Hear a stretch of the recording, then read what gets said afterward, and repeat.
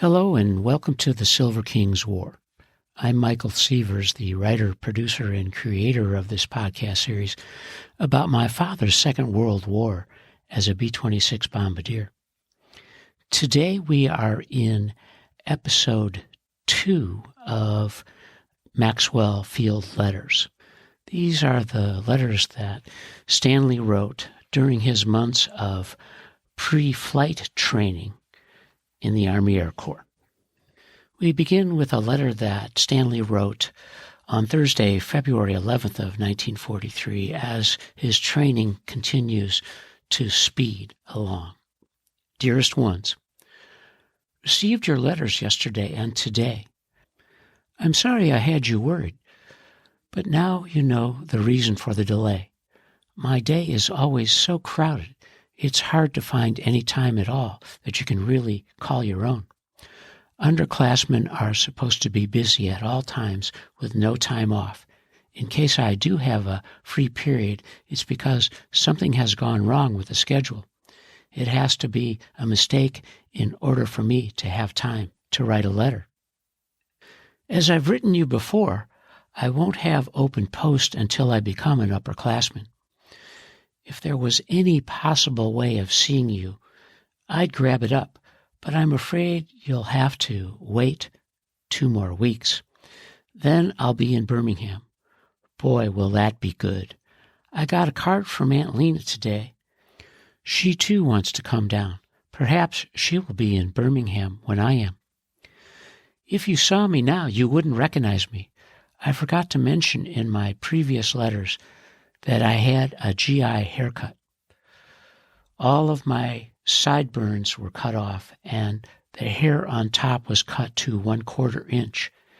It's kind of hard to describe what it looks like. All underclassmen had to have it done, and I'm just hoping it will have grown out by the time I get off. Classes are progressing at a rapid rate.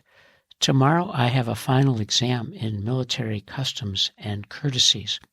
It was only a 3-hour course, and not too bad.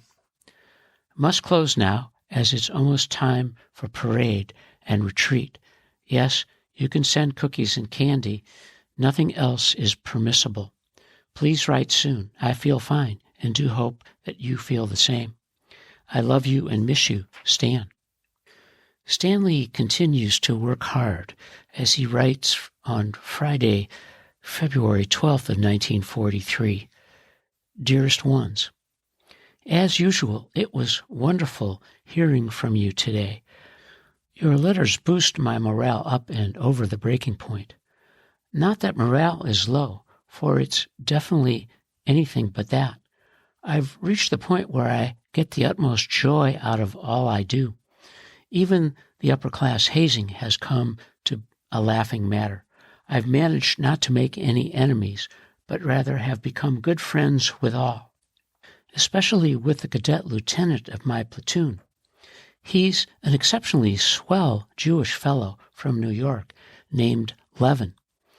He being an upperclassman, I haven't had the opportunity to talk with him, but he kids around with me in ranks. I hope I become as well-liked around here as he is. Everyone likes him, for he has such a swell personality. Well, today was my unlucky day. I have been gigged twice, one for not having the floor in my room clean, and the other for having been late to a formation. At this point, I don't know if they will add up to a punishment tour or not. It all depends on how many demerits I'm awarded. It works on the demerit system. So many demerits a gig, and 5 demerits equals a tour.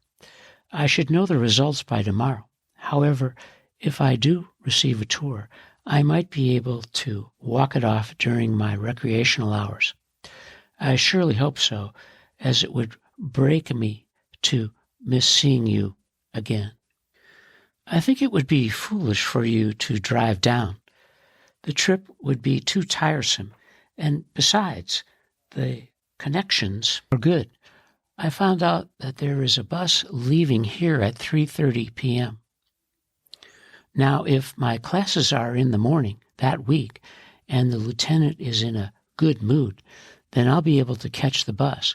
But if it's not that way, I'll have to catch the train. Anyhow, arriving in Birmingham at 9 o'clock isn't bad at all. There wouldn't be but a few hours wasted. It all hinges on these things: gigs, classes, and obtaining permission from the lieutenant to go to Birmingham. Keep your fingers crossed during the next 2 weeks. The weather was cold here for a few days, but it has warmed up again. I really wouldn't have any use for the sweater. The president is speaking over the barracks loudspeaker now, and I can just picture you sitting in the living room listening. I surely wish I was there with you. Frankly, I'm terribly homesick, but trying my best to fight it off. Believe me, it's a difficult job. It seems like I've been away for a year instead of a month. Things are running smoothly, and I feel swell. Yesterday, I received the balance of my pay for the month, $25. When I see you, I shall give it to you for bonds. Tomorrow, I take 2 more shots. I'll be glad to get them over with, only those tomorrow won't be the last. No more news for now. Please write soon and keep healthy. Love to Ida. I love you and miss you, Stan. Stanley is almost 3 weeks into his pre-flight work at Maxwell Field when he writes on Wednesday, February 17th, 1943. Dearest Ones, how could I ever thank you enough?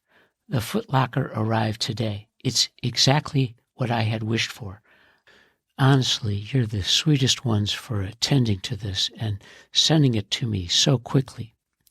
At first, I hesitated in asking you to get one, as I know it would be difficult to describe it to you.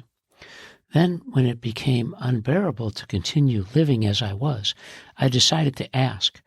I do hope it wasn't too expensive. It probably wouldn't do any good, but I'd like very much to reimburse you for whatever it cost. This can wait, though, until I see you. However, I want you to know that my heart is bursting with pride to be able to carry your name in the service of our country. Believe me, to have such wonderful parents makes the harder going twice as easy. My appreciation for all your kindness will be in the dividends I receive during my training as an officer and gentleman. For all that I strive will be for you and I. Today was the roughest I've had so far. I had 2 full drill periods and another cross-country run of 8 miles besides my classes. Frankly, I'm completely exhausted. I never remember being so tired. That 8-mile run was such real torture. I thought my legs would drop off and my chest would cave in. I'd give $100 to be able to sleep in till noon in the morning. I know getting up will be a real struggle. The Army surely believes in physical fitness. A few more days like today, and I'll need a 6-month vacation. I haven't had a chance to weigh myself, but I know I have lost weight in the waist. All the weight I gain from now will be as muscle. I should be Superman by the time I get out. Last night I put in a letter of application for a cadet officer during my upper class period. I don't think I have much chance to be appointed, as my length of service in the Army isn't long enough. I'd say 3/4 of the fellows in my squadron come from some other part of the Army. They transferred, and some have as many as 3 years of experience. That's why I say I don't think I have much of a chance. A great deal depends on my experience. Nonetheless, I handed in a letter, as I can't lose anything by it. No more news for now. Thanks again for the locker. You'll never know how much I appreciate it. Please write soon and take care of yourselves. Love to Ida. I love and miss you, Stan. This is the end of Maxwell Field Letters Part 2. And you are listening to the Silver King's War.